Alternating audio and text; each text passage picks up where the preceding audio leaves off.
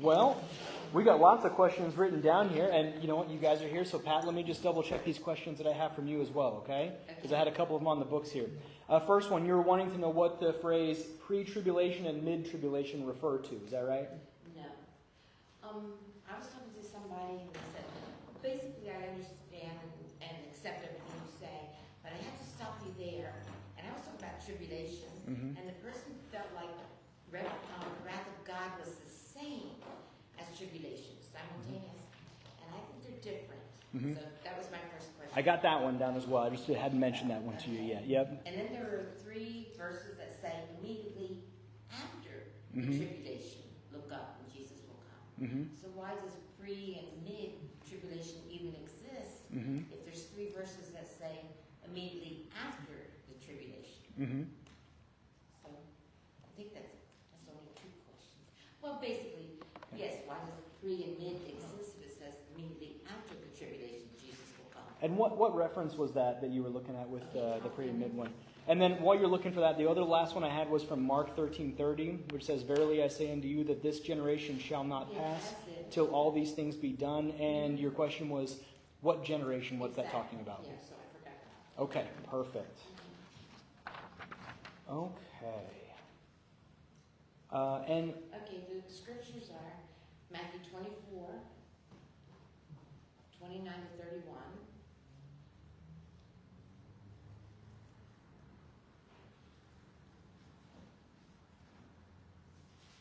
Okay. I see that after the tribulation reference you're talking about in verse 29.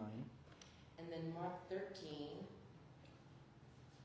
Mark 24 to 27. And it is there where it says, this generation shall not pass until all these things come. So I kind of wonder, what generation? And that would be probably contextual, finding out the generation. And then there's Luke 21, 25 to 28.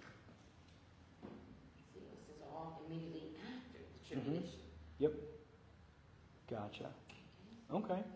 All right. And so the question then, why does pre-trib and mid-trib even, why does that phrase even talking about, referring to if all of these say after? Gotcha. Perfect. Okay, cool. All righty, guys. Rick, Ryan, why don't we start with your question?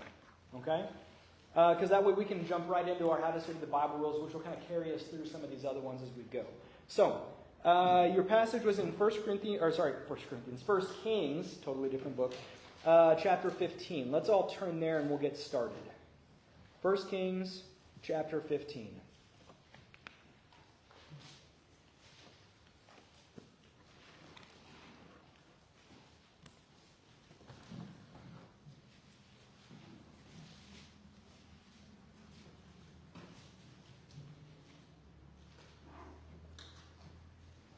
Now,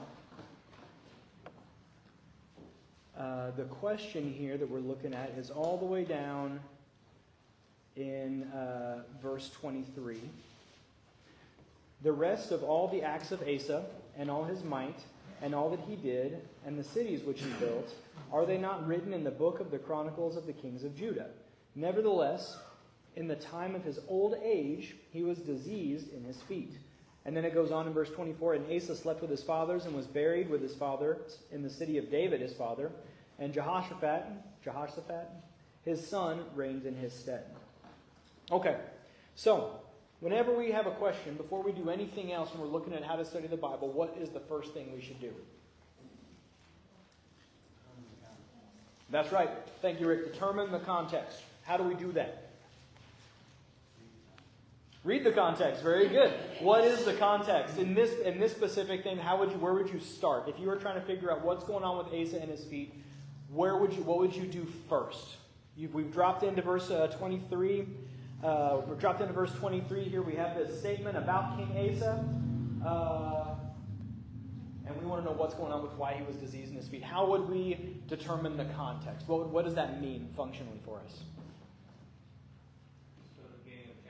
Yes, very good, Tanner. We'll go to the beginning of the chapter, read the entire chapter start to finish, right?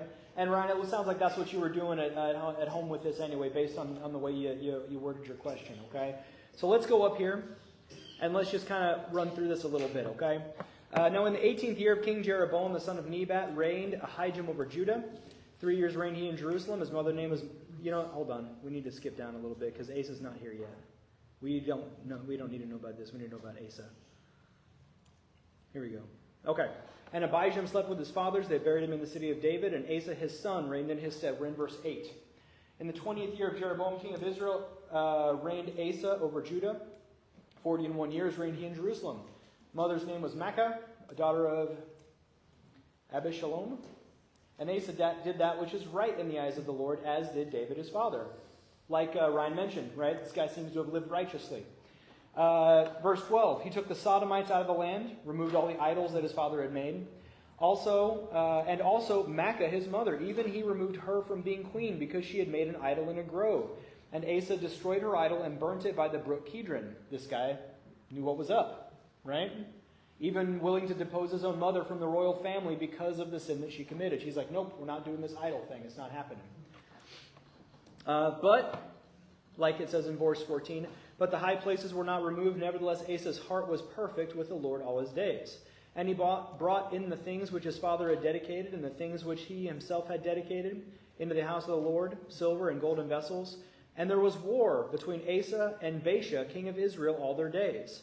And Baasha, king of Israel, went up against Judah and built Ramah, that he might not suffer any to go out or come in to Asa, king of Judah.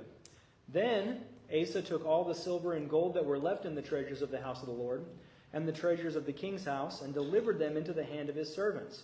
And Asa sent them to Ben-Hadad, the son of Tabrimon, the son of Hezion, king of Syria, that dwelt at Damascus, saying, there is a league between me and thee, and between my father and thy father. Behold, I have sent thee Behold, I have sent unto thee a present of silver and gold. Come and break thy league with Baasha, king of Israel, that he may depart from me. So Ben-Hadad hearkened unto King Asa, and sent the captains of the host which he had against the cities of Israel, and smote Lajan, and Dan, and Abel Beth Maacah, and all Cinneroth, and all the land of Naphtali. And it came to pass, when Baasha heard thereof, that he left off building of Ramah, and dwelt in Tirzah. Then King Asa made a proclamation throughout all Judah, none was exempted, and they took away the stones of Ramah, and the timber thereof, wherewith Baasha had builded, and King Asa built with them Geba of Benjamin, and Mizpah. And the rest of all the acts of Asa and all his might, now we're back in our verse, and all that he did in the cities which he built, are they not written in the book of the Chronicles of the kings of Judah? Nevertheless, in the time of his old age, he was diseased in his feet.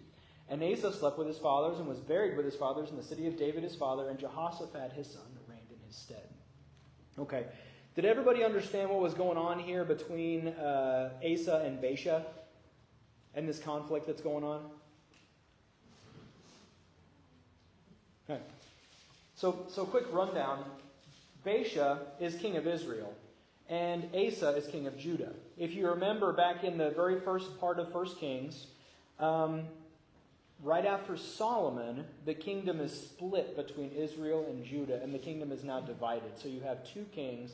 One of them is from the line of David, the other one is not. That's the king of Israel. We're dealing with Asa, who's from the line of David.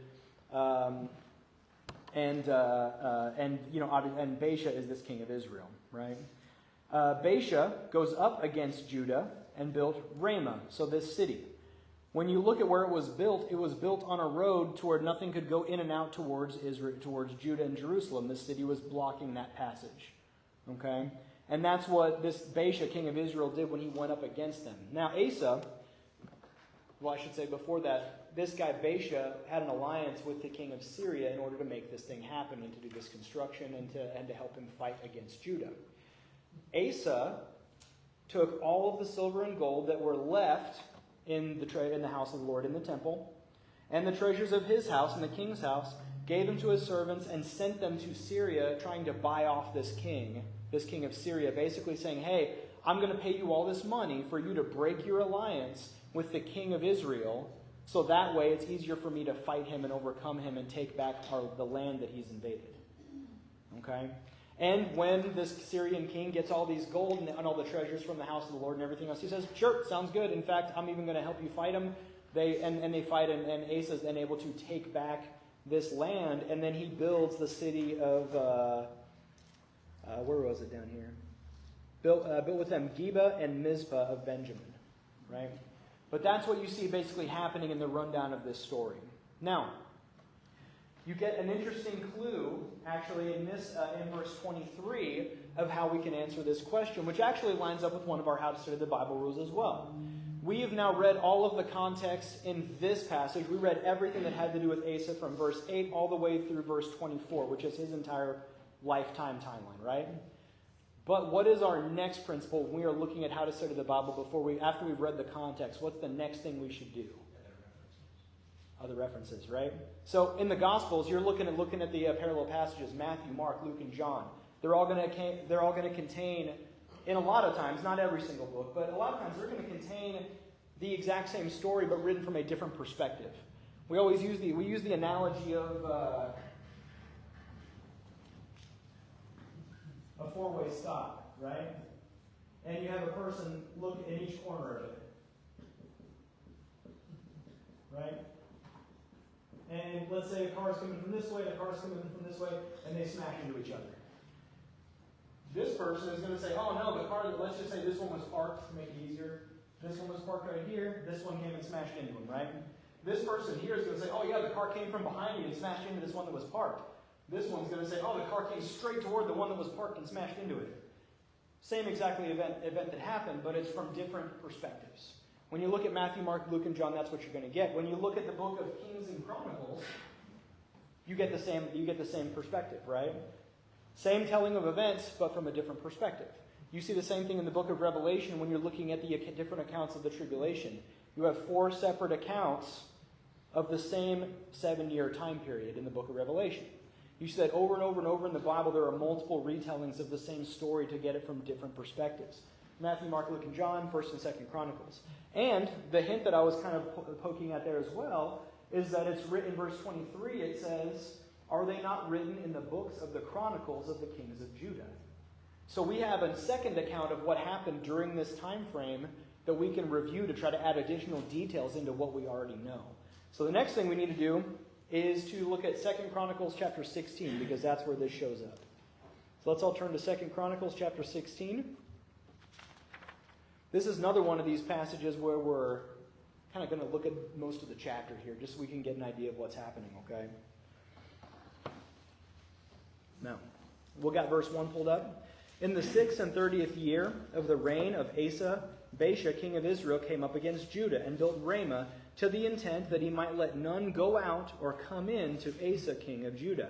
So we're actually jumping in kind of in the middle of where 1 Kings was talking about, right? 1 Kings talks about him taking down the idols, the high places, excommunicating his mom for being an idol worshiper and all this other stuff. And we're jumping in right now to when Baasha actually builds Ramah to block and cut off Asa, king of Judah. Verse 2, Then Asa brought out silver and gold of the treasures of the house of the Lord and of the king's house, and sent to Ben-Hadad, king of Syria, that dwelt at Damascus, saying, There is a league between me and thee, as there was between my father and thy father. Behold, I have sent thee silver and gold. Break thy league with Baasha, king of Israel, that he may depart from me. No real new information there. It's kind of restating what we already read in the book of Kings. And Ben-Hadad hearkened unto King Asa, and sent captains of his armies against the cities of Israel, and they smote Lajan? Would that be how you say it? Anyway, Dan, Abel-maim, and the store cities of Naphtali. And it came to pass when Baasha heard it, that he left off building Ramah, and let his work cease. Then Asa, the king, took all Judah, so he recovers this land back. And they carried away the stones of Ramah, and the timber thereof, and wherewith Baasha was building,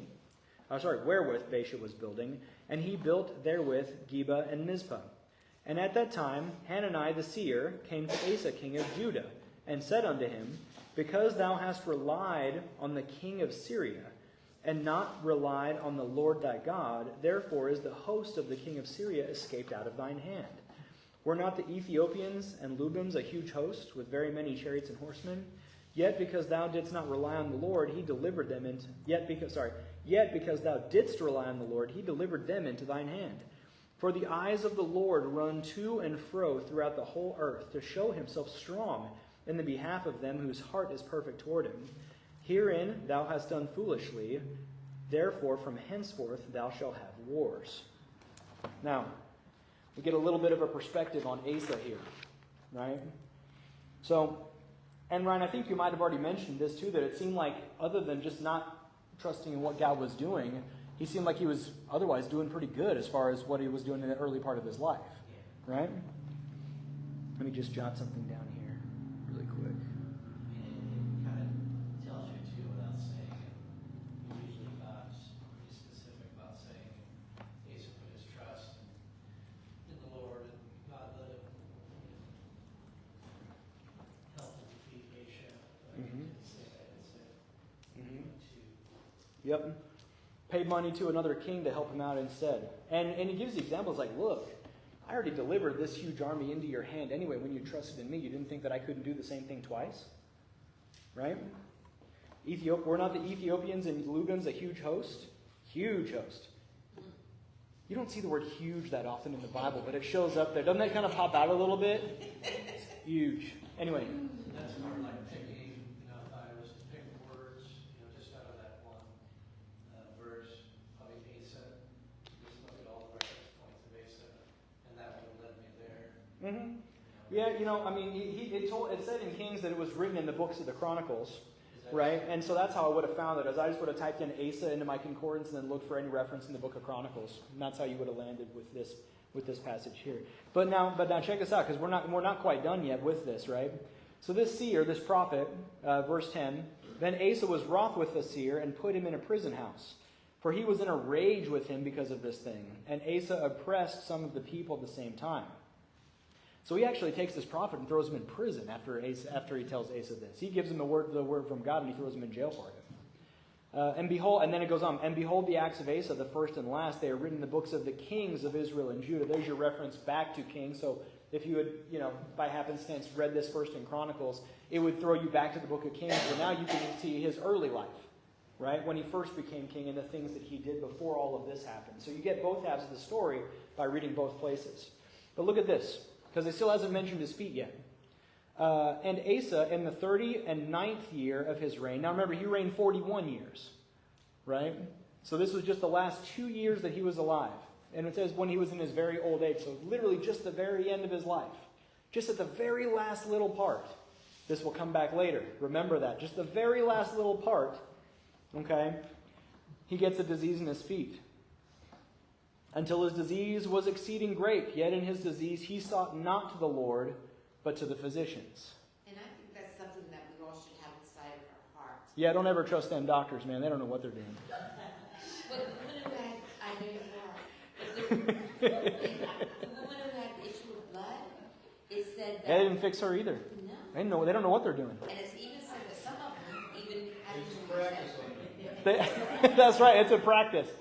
Yeah. And some of the doctors even made the woman who had the issue of blood even worse. Uh-huh. The Bible says. And here Asa did not go to God first. You sure didn't. And we don't today. If we got something, we immediately go to a doctor. Yeah. I know. I'm going to put you out of business. No, you won't. Because that's what everybody does. Business is booming, and it will continue to. But we should remember to go to God first. Do what? That's right. That's right. That's how I make my living. We get older, right? Do what? Business for you is booming as we get older. Yeah. Now, no, seriously, you want to know the secret? Okay, I'll clue you into this right now. Okay, I'll tell you. This is the issue right now.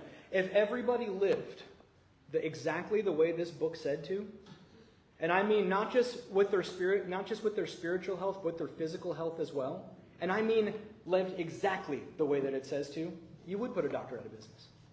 Because the Bible teaches how to live properly and how to live healthily just as much as it does how to live spiritually healthy too. Right? But I'll tell you what it is, right? It's a lot, rather than seeking out the Lord and getting into this book to find out what those things are, it's a lot easier to make an appointment with a doctor and get a pill.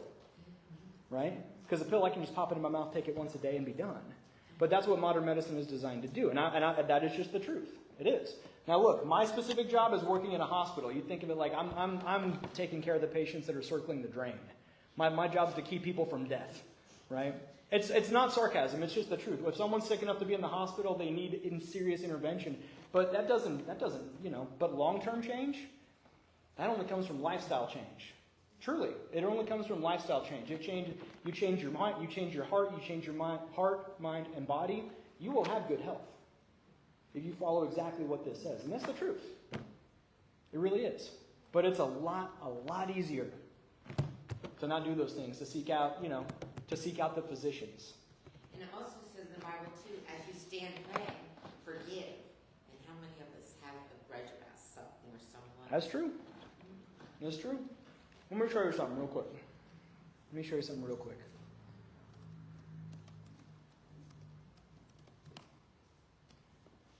Look at this. Look at Proverbs 17:22. A merry heart doeth good like a medicine, but a broken spirit drieth the bones. Do you believe your Bible is literal, or do you believe it's figurative? Literal. If you have God's Holy Spirit inside of you and we're walking with Him every single day, doesn't it say that I have peace that passeth all understanding? Doesn't it say that I have joy unspeakable? Right? Wouldn't that be defined as a merry heart? What about a broken spirit drieth the bones? You believe that that's real? That's literal? Yeah, it is. And I will tell you it is. Let me tell you something, okay? And I'm gonna pick on the diagnosis of anxiety and depression right now because it's easy targets. Okay? Anxiety and depression, the way that we treat that in modern medicine is by giving medications called SSRIs, selective serotonin reuptake inhibitors. Messes with your brain chemistry, makes the serotonin in it stick around longer, so it masks the symptoms of anxiety and depression. Here's the thing that your primary care doctor does not have time to tell you because they cram them with 15-minute appointments. Right? It's the truth. You're snickering in the back. It's the exact truth. This is what they don't have time to tell you. These medications, any medication, is not meant to be a lifelong fix. It is meant to mask symptoms so that we can improve our lifestyle and then get off of the medications. Right? But here's the thing. Do what? That's why they have to keep changing. Mm-hmm. Changing it. Yeah. They don't stand over one time. Yeah. Here's the thing. They have studied this principle for years about the mind-body connection, and it's real. Okay?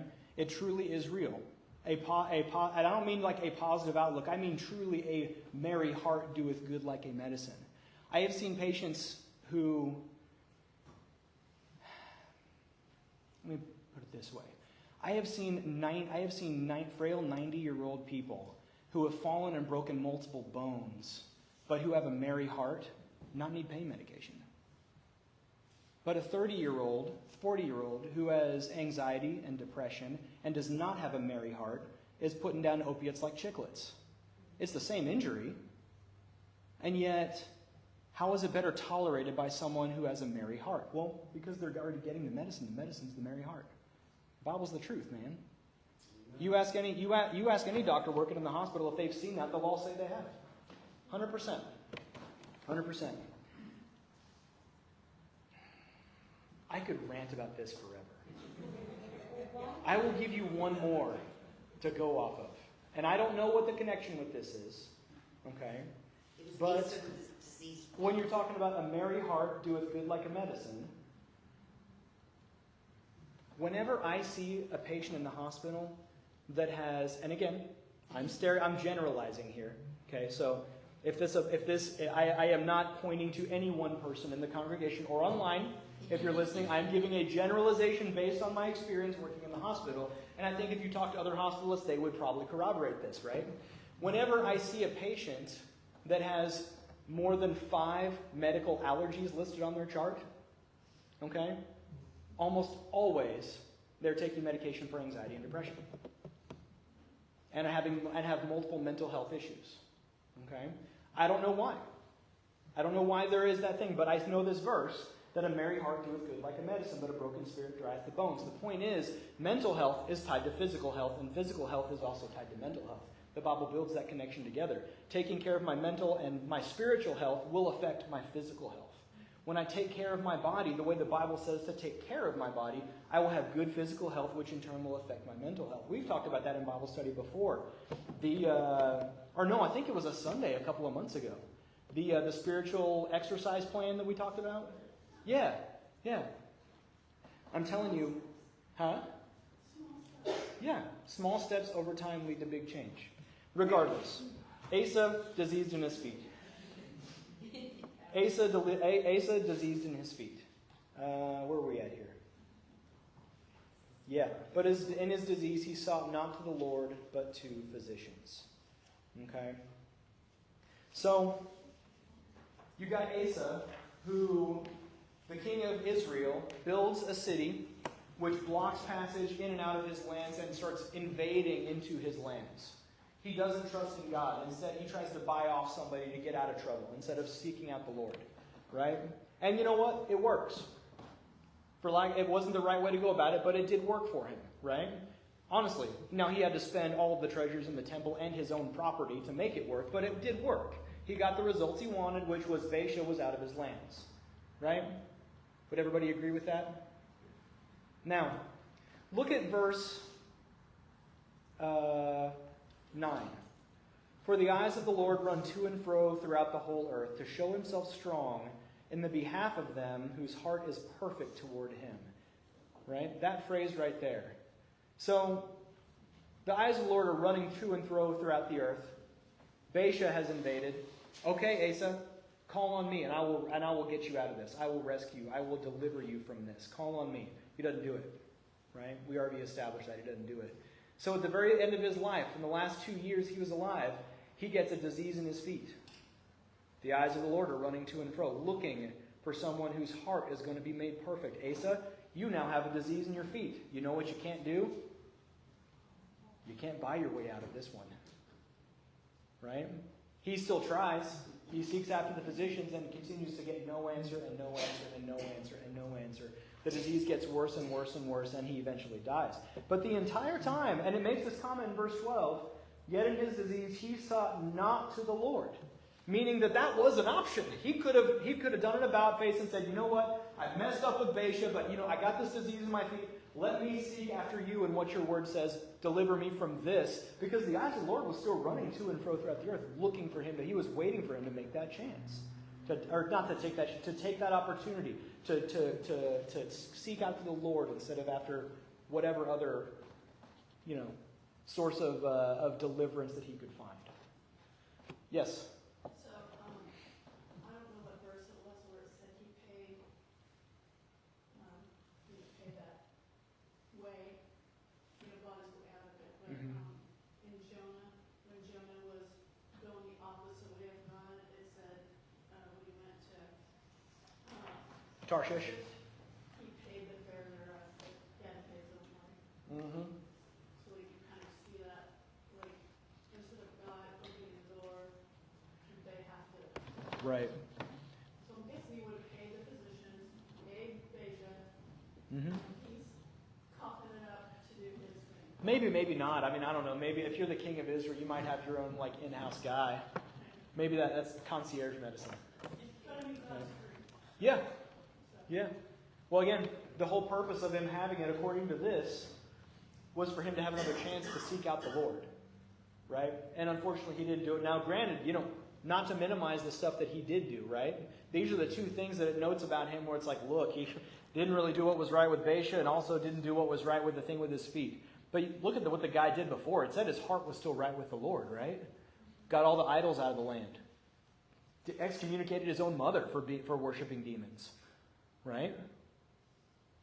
The guy did love God, but man, these last two things he just couldn't get over. Yeah, Ryan. The inspiration you take away from that is that it's easy to be wrapped up with the Lord and be walking in his steps. And I heard Kevin talk about peace meter going up and down. Mm-hmm. And when you feel like your meter's going down and stuff, that's when you assess where you're at and you turn back to the scriptures, turn back to the Lord, get realigned there versus seeking out. Mm-hmm. That could be one inspirational application of it, yeah. I mean, Mm-hmm. obviously there's a bunch. Mm-hmm. So you could look at feet, the subject is feet, Mm-hmm. for the inspirational, we could take to this New Testament, blessed are the feet of the preach the gospel. Mm-hmm. And, where's one more?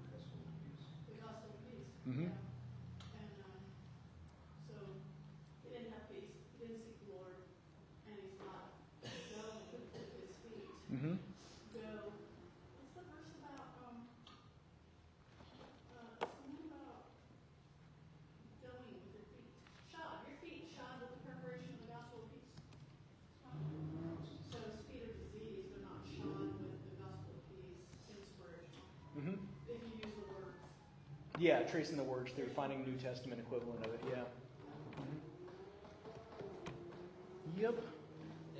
No problem.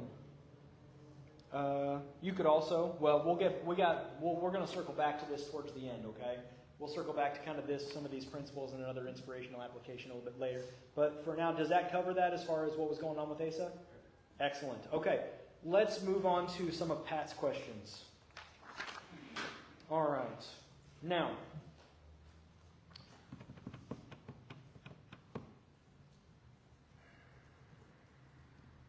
So the first one is tribulation and wrath synonymous. yeah, I was just trying to decide which way I wanted, if there was any specific order I wanted to answer these in. I tell you what. Yeah, we're going to do the generation one last.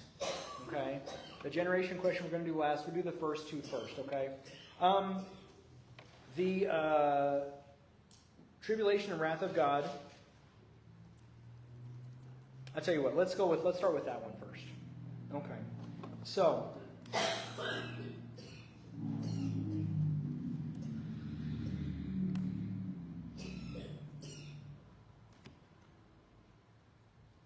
let's start with you kind of already read these verses anyway, but let's just let's read through these one more time, okay? Let's go Matthew. We'll start with Matthew 24. We're going to start in verse 29.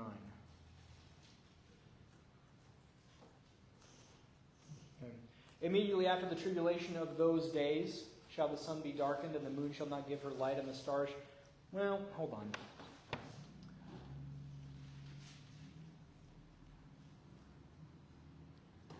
Let's go back up here. So, with Matthew 24, there's one thing we have to understand when we go through this passage, okay? And the key to Matthew 24 is in verse 3. We talk about determining the context, right? What we find out here is that Matthew 24, starting in verse 3, is Christ's answer to a three-part question that his disciples ask him, right? Everybody okay if I erase the bad diagram? I'm going to anyway. Okay. The first question he asks is, tell us, when shall these things be? That's in reference to verses 1 and 2, where he says, see not all of where they go, they depart from the temple, that his disciples came to him to show him the buildings of the temple. Jesus says unto them, see not all these things, verily I say unto you, there shall not be left here one stone upon another that shall not be thrown down. As he sat upon the Mount of Olives, the disciples came to him privately, saying, tell us, when shall these things be? Okay, so first question is, when shall these things be? Number 2, what shall be the sign of thy coming?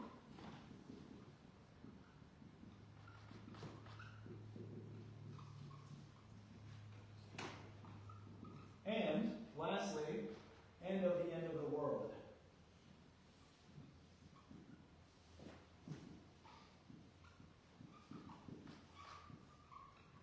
So when we're looking at Matthew, what we are seeing here is Christ's answer to this three-part question.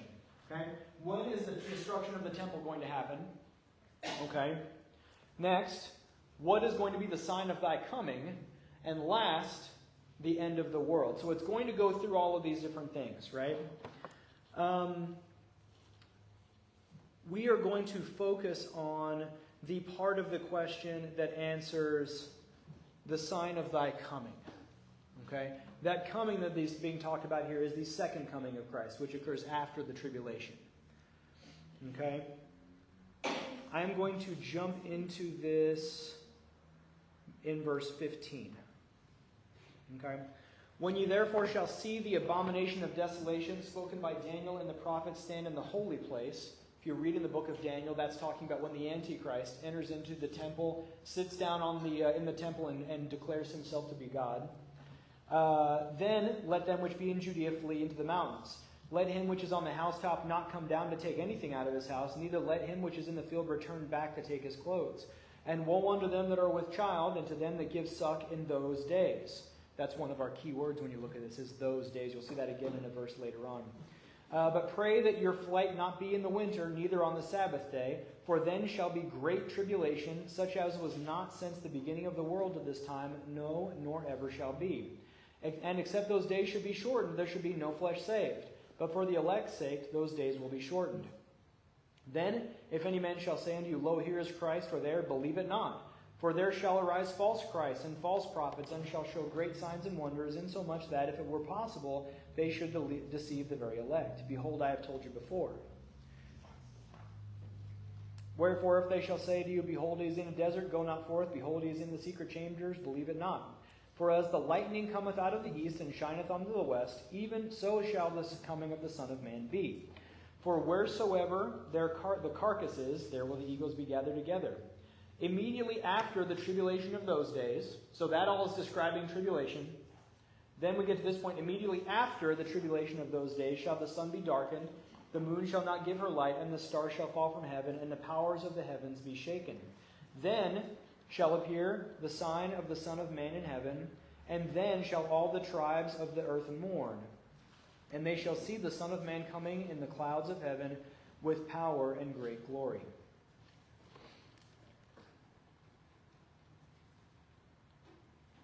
Now, in Mark 13:24 through 27, and in Luke 21:25 through 28, you're basically getting a parallel passage for this as well. Let me just jot these down, okay? So Matthew 24:29 through 31, Mark 13:24 through 27, and then Luke 21:25 through 28. Okay. Now, the way that we answer this question is the tribulation the wrath of God? Are they synonymous with each other? Is by, well, we first wanted to read through that passage, just to, overview, okay, this is how Matthew chapter 24 is laid out. These are the questions that are being answered through that chapter. If you go through, he lists out the answers to those specific questions, okay? And we're dealing with this question right here, that second one. These are all parallel passages to each other. And when, like we read earlier in Bible study, they don't add a ton of information to answer this question. Neither one of them actually reference the phrase wrath of God in it. Okay? What it does tell us is that the tribulation is referencing this time period right here. Okay? You can see my little mouse cursor on there. Tribulation in between the rapture of the church and the second coming. We saw the second coming referenced in that passage in Matthew that we read. Everybody tracking so far? Okay, perfect. Now, if we look up wrath of God, you're going to land on a bunch of different passages. I want to highlight two of them to you to tell you exactly what the wrath of God is defined as. And then I'm going to show you some zebras.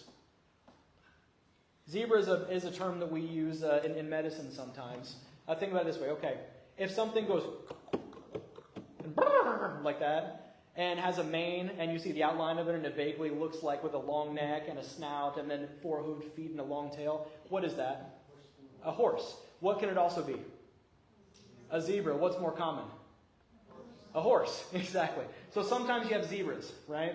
And where it might use and I use that term to describe places where wrath of God is used, but in reference to something specific. That's a qualifier for the tribulation, but not the wrath of God defined. I'll explain it when we get there.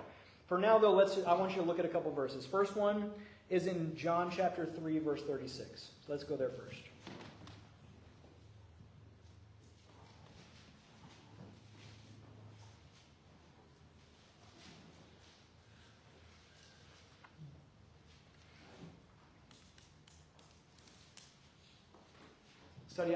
Study out wrath of God. You're going to land in a bunch of different places. This is the first one I want to show you.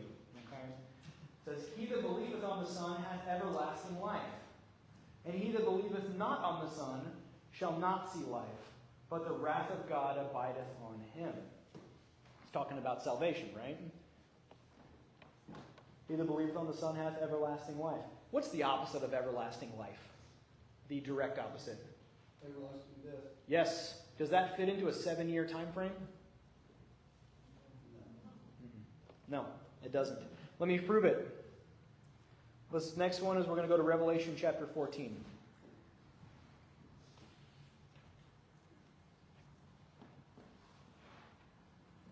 And we're going to go verses 17 through 20.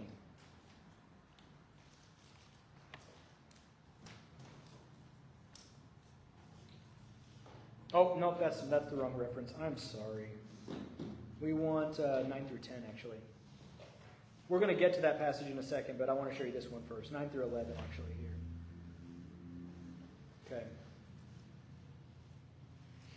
Now, we already saw from John, right? He that believeth on the Son hath everlasting life. Okay? We're going to look at a contrast from that in this passage. And the third angel followed them, saying with a loud voice, If any man worship the beast. Who's the beast? The Antichrist. Kind of the opposite of Christ, right? You could say that. I feel like that's fair. Okay? If any man worship the beast in his image, and receive the mark in his forehead or in his hand, the same shall drink from the wine of the wrath of God, which is poured out without mixture in the cup of his indignation. And he shall be tormented with fire and brimstone in the presence of the holy angels and in the presence of the Lamb. And the smoke of their torment ascendeth up forever and ever. They have no rest day nor night, who worship the beast in his image, and whoever receiveth the mark of his name. What is the wrath of God being defined at in this passage? This is in the book of Revelation. Is it describing the tribulation? No. This is in the context of someone who is a follower of the Antichrist and what happens to them as a result of the tribulation, but it's not the tribulation itself that it's describing here. What's it describing? I heard it from over there. That's right. It's describing hell. Right? There's a big difference between what you'll see described in the tribulation and what hell is defined at, which is that wrath of God. Again, that's what John defines as, He that believeth on the Son hath everlasting life. He that believeth not on the Son shall not see life. But the wrath of God abideth on him. Someone who chooses to not believe in Christ. Someone who Christ has light, because he says he will light every man that comes into the world.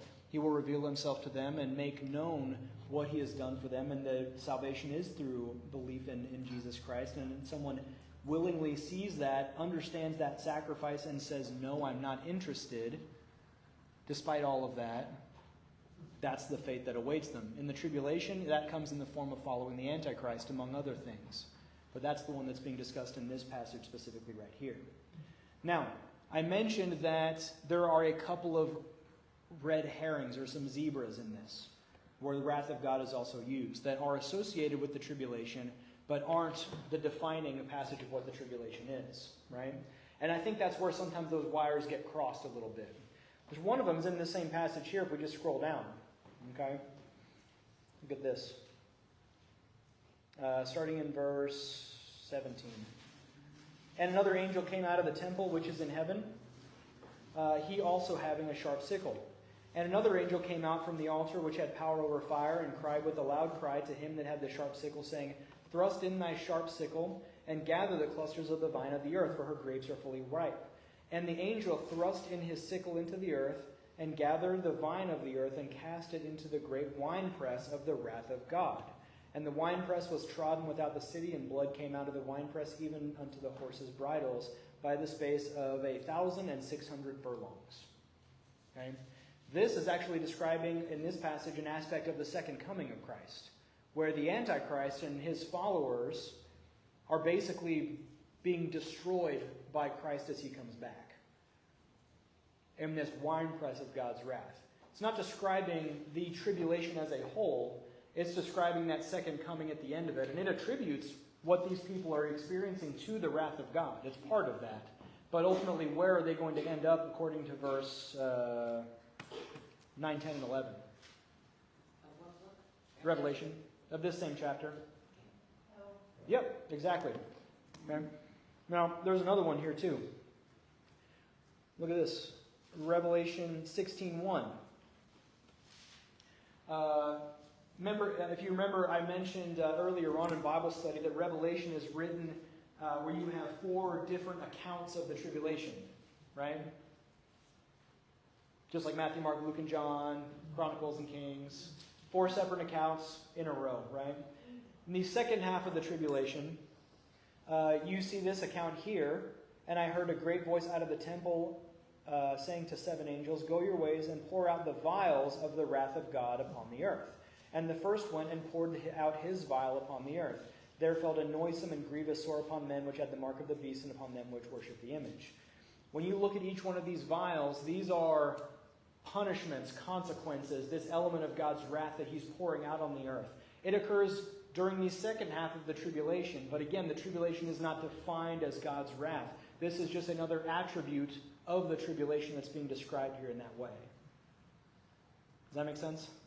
These are kind of the zebras that I mentioned, where it's kind of, okay, you see this phrase used, okay? It is talking about God's wrath, his anger at his people being hunted down and killed and oppressed, and these followers of the Antichrist and these things that the earth and they are going to experience, right? Look at verse 5. And I heard the angel of the water say, "Thou art righteous, O Lord, which art and wast and shall be, because thou hast judged us. For they have shed the blood of the saints and prophets, and thou hast given them blood to drink, for they are worthy." And that's the second angel that pours this vial on the sea, and it turns into blood, and everything that's in it dies. Right? Tribulation is not a good time. When it says in Matthew that if it wasn't shortened, that everybody on earth would die, it meant it. Right? You look at Revelation and you read it from cover to cover, and you see all the stuff that happens, where at one point 1/3 of the earth dies, and then later on an additional 1/4 of what's remaining dies as well. And that couldn't even count what people are dying from these vials that are being poured out and everything else. It's rough. Okay? But according to John, the wrath of God, specifically that defining passage, is talking about that punishment for sin, that wrath of God that is defined as hell. Does that make sense? So you are saying the tribulation is the same as the wrath of God? No, I'm saying the opposite. Yes, so they can see it. I'm saying the tribulation, the whole purpose and function of the tribulation is to bring Israel back into a relationship with God and ultimately to restore them. But it happens through this process of them being persecuted, but also God sealing 144,000 of them, bringing his prophets down to preach on the earth, Moses and Elijah, all of these things that are happening too. It's not defined as the wrath of God. Now, it's going to be a great tribulation, and it's going to be a devastating time on the earth, and praise God, none of us will be here for it if we're saved, right? But it is not the same thing as eternal punishment in hell, which is what the wrath of God is defined as.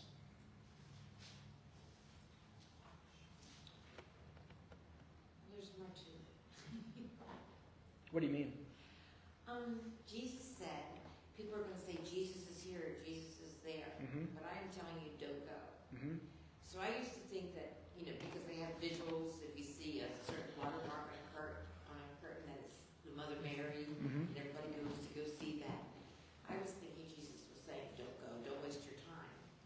But once I learned about this faith out there that believes that a Jesus is going to come again and beat you into submission so you will worship that faith. I'm a little confused at what you mean. I understand the first part Okay, and what your comment is, but what do you mean about the second part, Jesus coming to beat you into submission? Not the real Jesus, not our Jesus. Uh-huh. But there's a false religion out there, an Antichrist religion, that is they believe about submission. They want everybody to submit. So you know which faith that is? I don't. Baptist, I think. Baptist. The Baptist. No, it's the Islamic faith. Okay, They want submission. sure. So. But they don't believe that Jesus is the Son of God. They believe that he was a good man and a prophet. Right. Yeah. But they do believe that they are going to, like an Isa, I don't know the name, Arabic name for this person that's going to come. Oh, the Imam, I think is what they call it. The Imam. Yeah, the Christians looking for Christ's second coming, Muslims looking for the Imam, Jews are looking for the Messiah. That whole And thing. that person is going to beat people into submission, Okay. even to the saying that you would be more willing to crawl over ice on your belly to become Islamic because this person is so harsh. So with Jesus saying, but I'm telling you, the real Jesus, the Mhm. better edition, the real Jesus is saying, they're going to say Jesus is in the desert, Jesus is in the Oh, city. okay. Well, Don't go. here's what I'll tell you, right? I don't know about as far as comparing to the Islamic and Muslim faith and everything else, but I'll say this: Book of Matthew, Mark, and Luke. Who is that primarily written to? Who's the what? Book of Matthew, Mark, and Luke. Who is it? Especially Matthew. Who's Matthew written to? The Jews, nation of Israel, right? And we know from chapter 24 that he's answering these questions: When shall these things be? When's the temple going to be destroyed? What shall be the signs of that coming? When is he going to come back again? And then of the end of the world as well. So when he's talking, and with all those other verses and putting things in its context, when he's talking about, lo, Christ is here, and to not go, that's in the same context as he's telling people to flee and hide into the mountains. Why? Because there's people hunting them down trying to kill him. And if they get a word from some random piece of news that says, oh yeah, Jesus came back, he's out here in the desert, just come out and check it out, our Messiah is finally here. And they go down, they're all going to be killed. Right? No, they say that the coming of the Son of Man will be like lightning that flashes in the east and rips across the sky, coming back in glory and power. There won't be any missing it or hearing rumors of it. That's what he's warning against in those specific passages. It doesn't have application for us in this day and age, in as far as what he's warning against in that specific passage. Yes? Yeah, well, in the tribulation, when they're fleeing, I mean, it says the Antichrist is going to walk into that temple saying, I am God. Right. And so, if that gets out, Jesus is in the temple, he's like, no. Well, you want to put another one on it. Before that, he'll resurrect himself from the dead. Right. He'll suffer a head wound and die, and then bring himself back to life, and then go into the temple and claim to be God. And when the entire nation of Israel is, or at least, you see in the book of Revelation, Israel as a nation is allied with the Antichrist. Read Revelation chapter 17 and 18. Right? As a nation, they may even accept him as the Antichrist, and then all of a sudden the flip gets switched, and now they're being hunted down. That's why he's saying, no, don't trust the news, get out. Right? They did that before, right? They would have been fooled, deceived before. Yeah. By this peace thing. Mm-hmm. Peace. Yeah. The first, Revelation chapter 6, when he's on the white horse pretending to be Christ, going in peace, the bow being given to him. Remember Jeremiah? Their bow is bent for lies. It's a type of a lying tongue. The first 3.5 years, he's going to come in trying to foster peace in this war-torn world. It's an economic ruin because of the sudden disappearance of millions of people around the globe, which is going to happen at the rapture. Right? It's going to take a problem solver, an innovator, someone who can help figure all this thing out and is fostering global worldwide peace. And safety. But no. Yeah, and peace and safety, security. But no. This warning, the warnings in Revelation, or Matthew 24, Mark 13, and Luke 21 are specifically to the nation of Israel, saying, if someone is saying that they are Jesus in the tribulation, do not trust them, it's not him. Under no circumstances is it him. You'll know when it's him, is what he's saying. The Gentiles are going to be grafted in with Israel, with the Jews. The Gentiles are going to be grafted in. So couldn't that be talking to us too? No. We're grafted in right now. We're the wild olive branch that's been grafted in the book of Romans right now. But at the rapture, all the Christians are gone. There are going to be Gentiles who are killed for their faith and for supporting the nation of Israel. You see them show up in, I think it's Revelation 7, maybe? Let me look. Yeah, Revelation chapter 7, verse 9. And after this I beheld, and lo, a great multitude which no man could number, of all nations and kindreds and people and tongues, stood before the throne, before the Lamb, clothed with white robes and psalms in their hands, saying, and cried with a loud voice, saying, Salvation to our God which sitteth upon the throne and unto the Lamb. You scroll down, it says in verse 14, and he said unto me, These are they which came out of the great tribulation, and have washed their robes, and made them white in the blood of the Lamb. Big distinction here. Who washed their robes? Christ or themselves? Themselves. It says, and have washed their robes. No, we don't wash our own robes. We're saved by grace through faith. There's nothing we do to wash our robes. We just accept him. This is people who are in the tribulation period have supported the nation of Israel and been killed for it. These are people that are beheaded by the Antichrist for not aligning with his regime, for not taking the mark, for knowingly transporting a Jew to safety, and saying, you mean the people that I've said are going to be illegal and hunted down and killed? You transported them? Oh, you're done. We're going to kill you, right? These are people. Remember how it says that? I believe it's in the book of Matthew.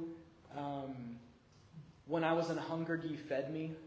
At the judgment, when I was naked, you gave me clothes. Remember that passage? That's what he's talking about there. These are Gentiles. These are people of all nations who are killed during the tribulation for supporting Israel. That's what's being described there. So yes, there are going to be Gentiles in the tribulation that come out, but kind of by that way. So but in Matthew 24, it doesn't have a New Testament context for us. The one that we would look at for that would be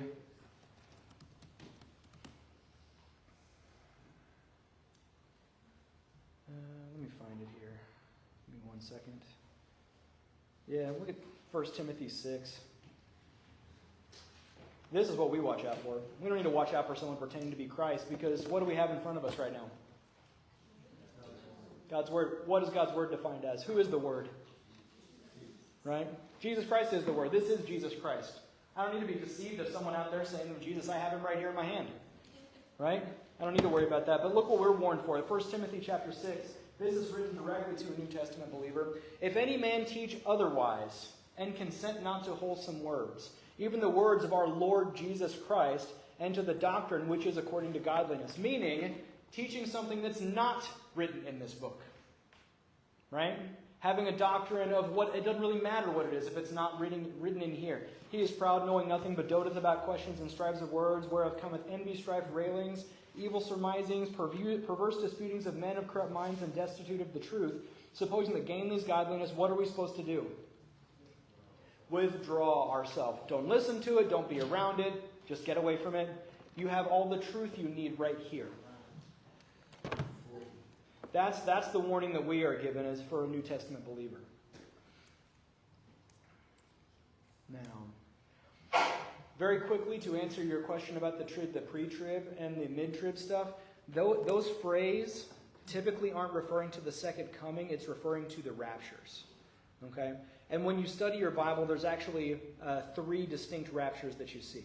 The first one happened when Christ resurrected. Right? It said he led captivity captive. All of the saints resurrected with him and walked around Jerusalem and then ascended up to heaven with him. Right? That was the first rapture that you see. The second one is the rapture of the church. That's what they call the pre-tribulation rapture. Okay? I'm just going to jot these down. That's what they call the pre-tribulation rapture, meaning before the tribulation starts. Your references for that, there's lots of them. But 1 Corinthians 15, 1 Thessalonians 4 are the chapters that deal with that. You could also look at, is it chapter 2 of Song of Solomon? That talks about, arise my love, my fair one, and come away. Is that the second chapter, I think? Yeah. Song of Solomon chapter 2 describes the time of year that it's going to happen. Okay? Then you have what they call the mid-tribulation rapture. Now, this one, mid-trib, is a little bit deceiving because this actually happens just before the second coming of Christ. Okay? The references for this one are in Revelation 11, 7 through 12. That's where the two saints, the two prophets, the witnesses, Moses and Elijah, resurrect and then ascend up into heaven. What you find out is that's just before the second coming happens. And at the same time, the Jews that are on the earth, in Jeremiah 6, verse 9, and then they get raptured out too. You see it again in Revelation 14 through 16. If you look at that very, very closely, there are 2 reapings that happen. The first one, he gathers it. Well, let me just show you really quick here, because we already looked at that passage. Because I want to get to the generations question before the end here, and then circle back around, okay? Verse 14, I looked, and behold, a white cloud, and upon the cloud One sat like unto the Son of Man, having on his head a golden crown, and having in his hand a sharp sickle. Another angel came out of the temple, crying with a loud voice to him that sat on the crowd, Thrust in thy sickle and reap, for the time is come for thee to reap, for the harvest of the earth is ripe. And he that sat on the cloud thrust in his sickle, and the earth was reaped. First one that happens. A bunch of people get reaped, taken out of the earth, right? The second thing that happens is that second coming. That second reaping, these ones aren't gathered in. They're cast into the winepress of God's wrath, right? You see that from verse 17 on.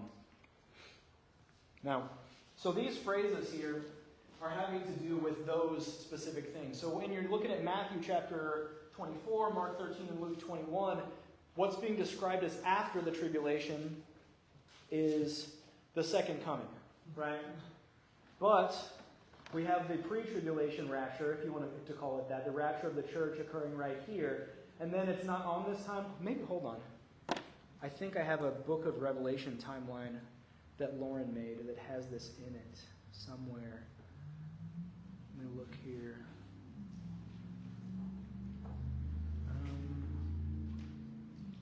Yeah, this will show it.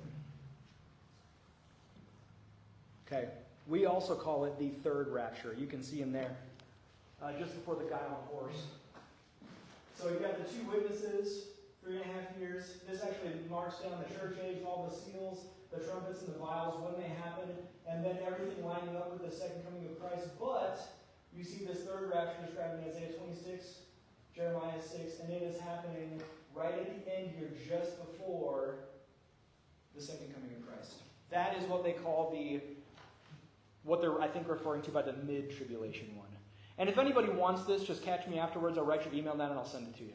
Okay, I saw a couple people taking pictures. You don't have to do that. I'll send you the actual one.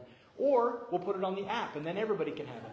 Yes? Just to be clear, there is no mid-tribulation rapture. They get confused on where it takes place because of where it's described in the book of Revelation.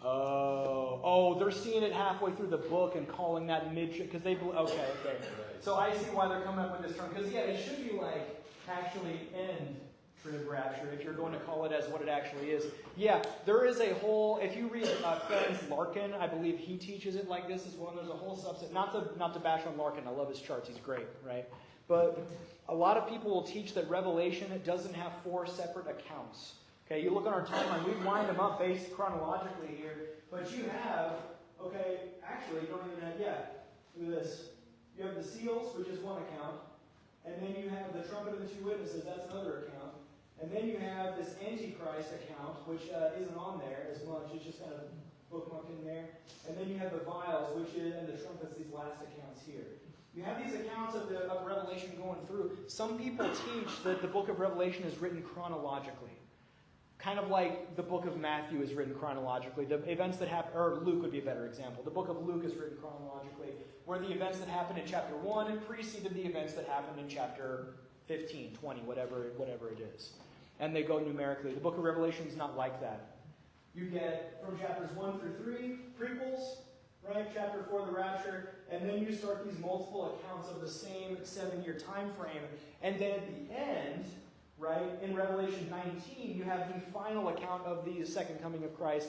And then it goes back to chronologically in Revelation chapter 20. And you see that when you run all those keywords through.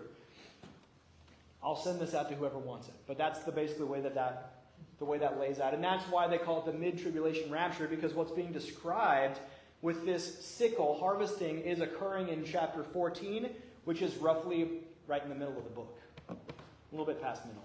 Do you guys see that? So in bad terminology, bad doctrine, the raptures that happen are before that starts, and then literally just before the second coming. Questions? Okay. Now, next one. We're going to get through these. Actually, it won't be that bad. Okay. So, because I want to show you guys now Mark 13.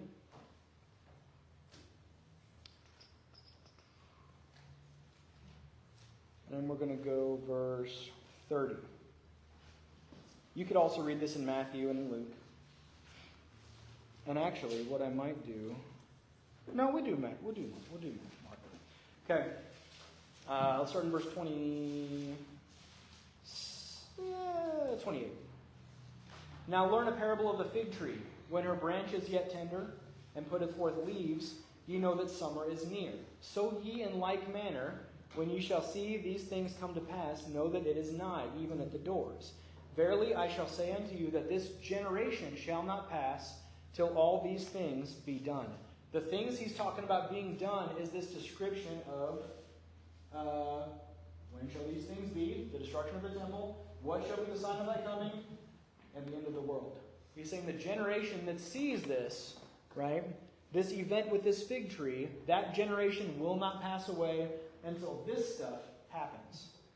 We take that to functionally mean that the generation that sees this event with the fig tree is also going to see the rapture of the church, is also going to see the tribulation, and is also going to see the second coming of Christ. They're going to be a witness to those events. Okay? Now, the question is, what is the generation?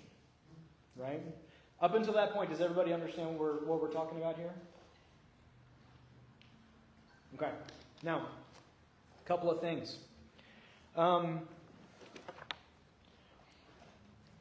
When you look at these types, we want to be able to understand what's really going on here and prove this out. That way we can put a rough sketch of a timeline on here. The Bible says that no man knoweth the day nor the hour, so there's no way to pinpoint this down. But he gives us the times and he gives us the seasons, right? We know this. When you look at fig tree, we got to look at a couple of different things here, right? The first thing is fig tree, and then fig tree.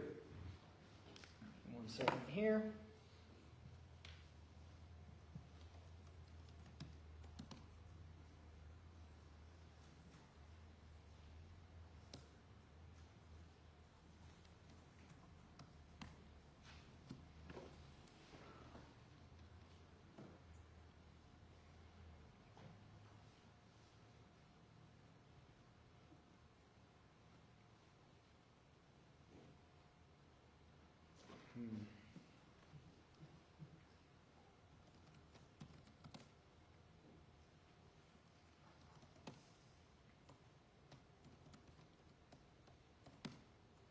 I apologize. I'm trying to find my reference here.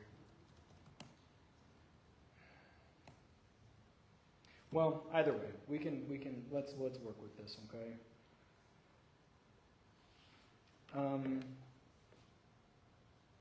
Yeah. Okay. When you look at, I'm going to take this one off because we don't need the word tree. We've got the fig tree anyways. Okay. When you look at what figs are, you look at that picture, what that's pictures in the Bible, specifically fig leaves. Okay, I should write that down. It is a type of self-righteousness. Okay, and our own works. You see that in Genesis chapter 3, verse 7. When Adam and Eve sinned for the first time, they tried to cover themselves up with something. Anybody know what it was? Fig leaves, right? Type of me trying to cover myself up with the good things that I do, right? Is what that's compared to. When when God deals with Adam and Eve, He takes away their fig leaves, and what does He replace it with? Animal skins, right? You find out from Abel, more than likely was a sheepskin, right? Because of what his sacrifice was. But he gives them with skins. So fig leaves is a type of our self-righteousness. When you look at what a fig tree is a picture of, you look at Jeremiah 24, 2, 5, and 8, what you see is a fig tree is a type of the nation of Israel. Okay? And specifically, a fig tree without fruit is a type of the nation of Israel that does not have a relationship with God. It's not bearing fruit, but it is covered in its own self-righteousness. It has leaves, but no fruit. Do you remember what happened when Christ came across a fig tree that it was covered in leaves but didn't have any fruit on it? What did He do? He cursed it, right? And then on their trip back, it was withered away and died. That's a picture of the nation of Israel, and they're not having a relationship with God. Right? Not bearing fruit. Covered in self-righteousness, but not bearing fruit. And you see that when you look at Jeremiah 24, 2, 5, and 8. Yes? See, I think you said that all the Bible is literal. But would this be figurative? Well, that's the thing. You got to, when you look and run those keywords, all those keywords line up with each other. And yes, there are parts of the Bible that are taken literally. But that's one of our other rules of the Bible too, is that we take the Bible literally unless it's impossible to do so, right? But that's not what this is talking about. When we're talking about pictures, we are trying to identify in this passage over here what this fig tree is representing to us, because it doesn't tell us in this passage. So we look at the word fig and the word tree and fig tree to try to figure out what this fig tree is representing for us. Because he even calls this a parable. In the parable of the sower, is he talking about literal seeds and ground? No, he's talking about the heart, right? He defines it for us using his word. It says the seed is the word, right? The good ground is the heart that accepts it with honesty and then grows and bears fruit. This is a similar kind of thing, but we have to look at other passages of the Bible to figure out what this tree is representing for us. Because again, it's a parable. Make sense? Okay. So that's what the fig tree is representing. We know it represents Israel. And this fig specifically, the branch is yet tender and putteth forth leaves. You know the summer is near. So in like manner, when you see these things come to pass, know that it is nigh even at the door. This branch is putting forth leaves. Self-righteousness is there, but no fruit yet. Okay? The other thing to notice is that it's tender. It's brand new. It's starting to grow for the first time again. Okay? Israel, for a long time, wasn't in existence. Right? It didn't come back into existence until 1948. That event is prophesied in Ezekiel 37, from 1 through 14.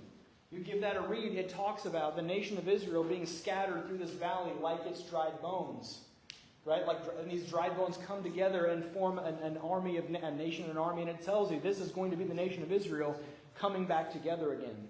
That officially happened in 1948. It started in 1917 with the Balfour Declaration, but didn't actually become ratified into a nation until 1948 itself. Now they are currently back in their own land. The physical nation is restored after World War II in 1948. But do they have a relationship with God as their king, as their God? Do they have a spiritual relationship with him? Are they bearing fruit in that way? No. Fig tree starting to grow has leaves, right? So that event, when you look at it, is described in Ezekiel 37, and this fig tree starting to grow is what's being talked about there. Now, to get to your question, what is a generation? Well, that's where it gets challenging, right? Because when you study out generation, you get a couple of different definitions for it. He doesn't tell you exactly. Well, let's look at Genesis 15 for the first one.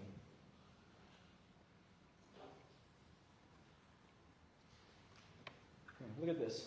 And he said unto Abram, this is God talking to Abram, know of a surety that thy seed shall be in a stranger land that is not theirs, and shall serve them, and they shall afflict them 400 years. And also that nation, whom they shall serve, I will judge, and afterward shall they come out with great substance. And thou shalt go to thy fathers in peace. Thou shalt be buried in a good old age. But in the fourth generation they shall come hither again, for the iniquity of the Amorites is not yet full. So, in Genesis 15,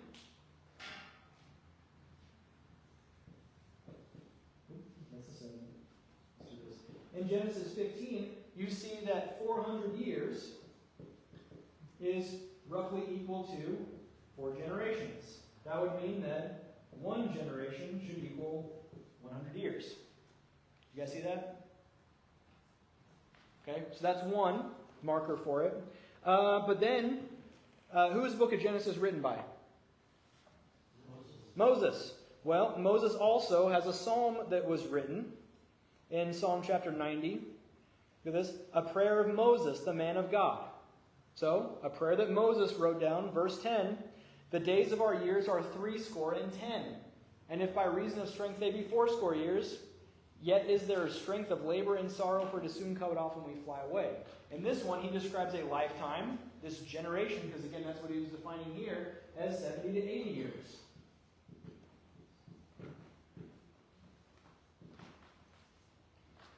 So it gets tricky, right? How do you know exactly when it is? I think that you don't get the exact number of it. What reference was Psalms 90, verse 10. The days of our years are 80 years and 10. If by reason of strength they be 80 years, so 70 to 80 is what he puts on. That fits with a normal human lifespan. Average life expectancy is about 74 to 76 years, right? So you get that reference in there as well. One thing that you can also define is when does a generation officially start? If you look at Numbers 14, 28 through 30. Is it 28 through 30?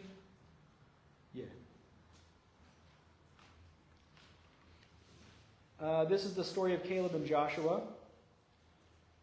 Say unto them, as I truly live, saith the Lord, as I have spoken in mine ears, so will I do to you. Your carcasses shall fall in the wilderness, and all that were numbered of you, according to your whole number, from 20 years old and upward, which have murmured against me. He says basically the people that are included in this grouping are from 20 years old plus. 20 years and older were included in this generation of people that when they murmured against God are not going to make it into the promised land. He set this bar at the age of 20 and older. What does that have to do with what we're talking about? Well, in Deuteronomy chapter 1, this grouping of people, which was from 20 years old and up, starting in verse 35, surely there shall not be one of these men of this evil generation see that good land. Use that word again, generation. So,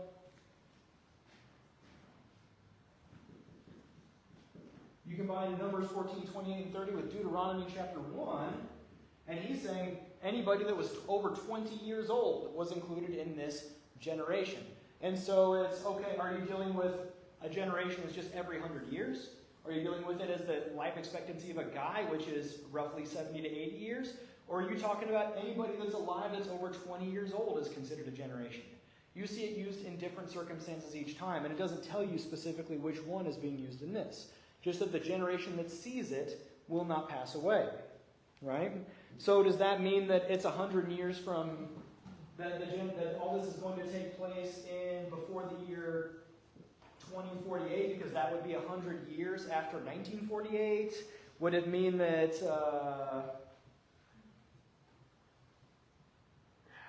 or are you talking about anybody that was 20 years old and over in 1948, at which point those people are 98 years old right now currently? I don't know. You don't really get an answer for it. And the math for each one, what year? The math for each one? Okay. So this one is easy. So first, one generation, so you basically, it'd be 1948 plus 100 would be 2048, right? Someone that was born in 1948, and that would mean that they are part of the 100-year generation time span that God uses for Genesis chapter 15. Would mean that all of the rapture, second coming, tribulation would have to occur sometime before 2048, right? Because mathematically, that's what that time frame of the generation is, and that's when the nation of Israel was formed. Okay?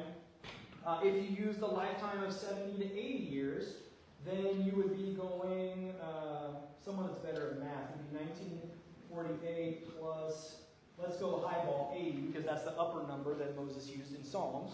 That would be 2028, right? Yeah. Which means this would have to start at least before then. I would think that wouldn't work because that should have started 7 years ago. Would have been in 2021, right? If it was just that marker, someone that was born in 1948. But you have 3 years apiece, though. Huh? You have 3 years apiece. True. We could be in it. We're not in it. Rapture hasn't happened. But and this one would be the similar math if you took a 100-year generation and subtracted 20 from it, which is the age when in Numbers chapter 14 they said that the generation started out. Remember, these people that were like 19 and younger, they didn't suffer the consequence of wandering 40 years and not going into the promised land. It was just those that were 20 and older. And the Bible says, and it says in Deuteronomy that if you're 20 and older, that was the generation that didn't go in. So long story short is, I don't know. What I will tell you this is, you could have 2 years or 22 years. Tough to say. Why did you say because the rapture hadn't happened yet. I was told that. Yeah, it's got to all start with the rapture. Huh? It couldn't be the 28 one either. That's true, because it's all of these things. It would be the second coming as well. So you're probably just left with this one, I guess. But it's tough, right? It says that no man knoweth the day nor the hour. I would say this: we're in the middle of a war with Iran right now. I mean, there's all the other parts of this too, right? Part of the thing that happens during the tribulation is that the temple is rebuilt, right? There is no temple in Jerusalem right now. Right now, they're in a war with Iran, and I have heard through the news that there are missiles that have made it through the Iron Dome. I wonder if maybe we're at a time period where one of those missiles might make it through the Iron Dome and hit the dome on the rock, blow it to smithereens, and all of a sudden now there's an empty site for a construction of a third temple.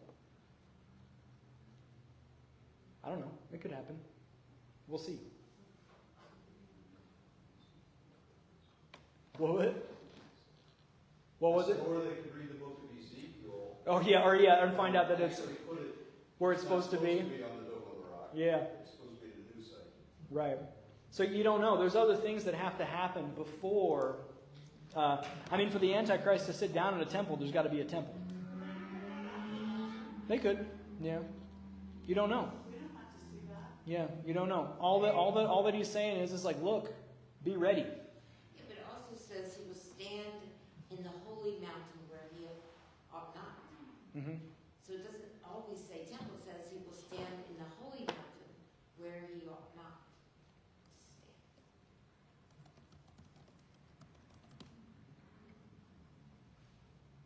The holy mountain between the two seas. This is the passage that's specifically being talked about, right?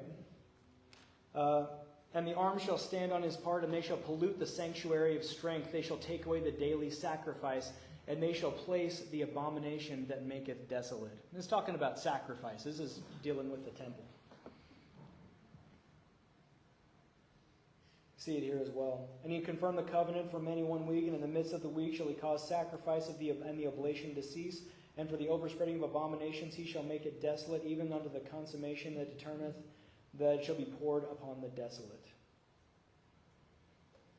And in verse 11 as well in Daniel 12. And from that time the daily sacrifice shall be taken away, and the abomination that maketh desolate set up. There shall be 1,290 days. You divide that out, that's 3.5 years.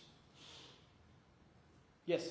I think it's kind of wild. Right now, what is going on? Because if you look back in your Old Testament, when the temple was declared to be rebuilt, it was declared by a Persian. Right? Cyrus made the decree, rebuilt the temple. Persia is modern day Iran. And for the last, how many years since 79, when the Ayatollahs took over, they've been saying death to Israel. And so right now we're getting that regime out to where maybe the next regime is, hey, you guys need to build your temple. Thank you for saving us and liberating us from this. Build your temple. If that happens, ooh. Yeah. So, yeah, we're coming up on it. It's getting close. And that's what I want to bring us around to at the end here as well. I'm sorry we took a while to get to this point. But let's bring it all together with the question about Asa, and then also with Pat's questions regarding these end times as well. And this discussion on the rapture, and just how we are pushing up against the gates of this. Right? We talked about an inspirational part of this too. 2 Chronicles 16:9. Let's look at that again one more time here.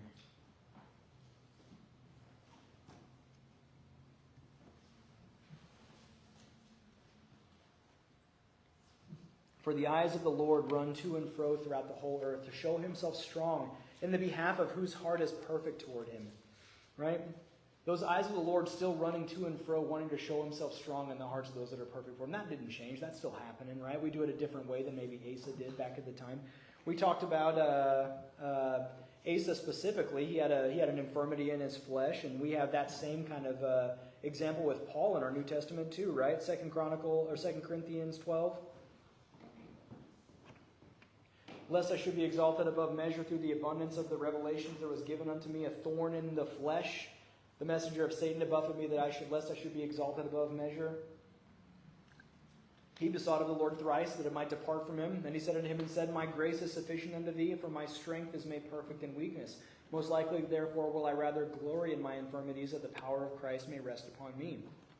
You know, whether it's from a physical infirmity or maybe just from spiritual change as well, like it says in 2 Corinthians 3, right? 2 Corinthians 3:18. But we all, with open face, beholding as in a glass the glory of the Lord, are changed into the same image from glory unto glory, even as by the Spirit of the Lord. Therefore, seeing this ministry, if we have received mercy, we faint not, but have renounced the hidden things of dishonesty, not walking in craftiness, nor handling the word of God deceitfully, but by manifestation of the truth, commending ourselves to every man's conscience in the sight of God. You know, I think regardless of putting dates on the board and everything else, when you look at what's going on at this time in history, this time when we're alive, we are in the last couple of days before the rapture happens and the time is over, right?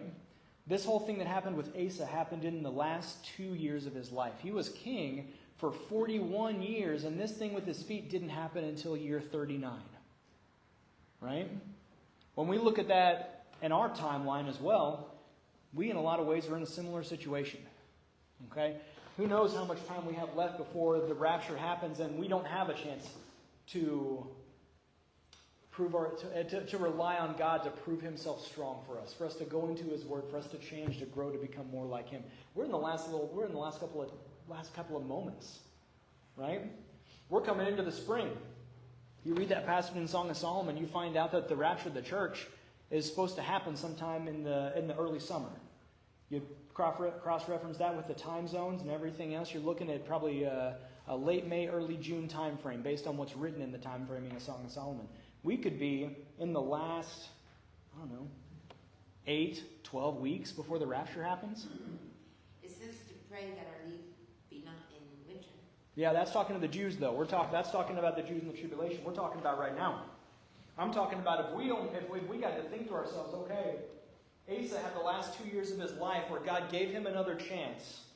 God gave him an opportunity to seek out him and to look in and to seek out help from the Lord instead of turning to the physicians, instead of turning to this world, instead of spending money trying to make it get better and go away. He spent the last 2 years of his life chasing the things that weren't going to solve anything for him. And instead of using the opportunity for the Lord to prove himself strong in his life, he spent all that away, right? Wasted it on the docks. Wasted it on this world, on this life. And boy, we're faced with something real similar. What if we only had 12 weeks left?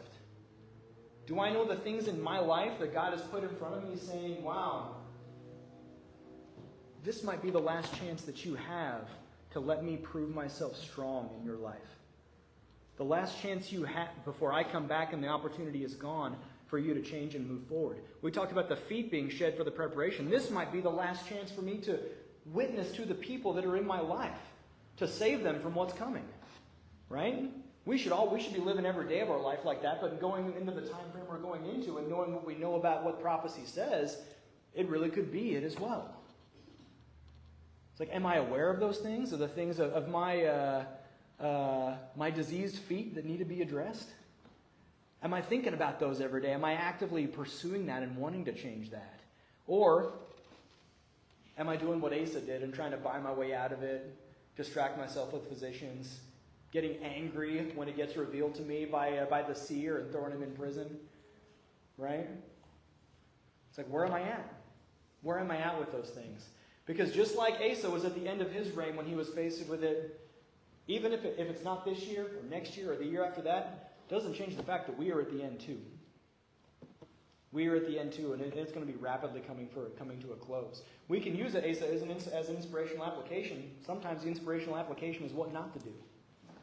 Sometimes the inspirational application is, I'm going to be like Asa in his first couple of decades of reigning on the throne, right? Getting rid of the idols, following God, having a heart that's fully committed to him. Not when he got messed up with Baasha or when he was messing with his diseased feet and everything else. I'm going to be like the Asa that was ruling the way that he wanted, that God wanted him to with that relationship with him. Right? Let's finish it out not being like Asa with the nasty feet. How's that sound? All right. Well, let's have every head bowed, every eye closed. We'll get closed out for tonight, and we have a lot of questions to pick up for next week, but we'll get to those too. I know I kept you guys late, and I'm sorry about that. Lord, we love you so much, man. Thank you for these questions. Thank you for the truth that's in your word. Thank you for Asa. I know, man, that the end of his life was rough. Those last 2 years and the time with Baasha was rough. But man, what an inspiration for what he did in the first couple of years. Tearing down the idols. Even being willing to follow you so fully that his family didn't have an influence on him to a negative way. He was just sold out to you, Lord. Man, I pray that for myself and for everybody here. We're in the end, man. It's the end game. It's fourth quarter. Fourth quarter, 15 seconds left. It's time to kick it into high gear and leave nothing left unsaid, nothing left undone, nothing left unlooked at in your word, Lord. And I pray that everybody here would have that same drive, that same motivation, and bang your power in their life to keep moving those things forward. We love you so much. Please be with us tonight and bring us all back on Sunday for another message, Lord. In your Son's name we ask these things. Amen.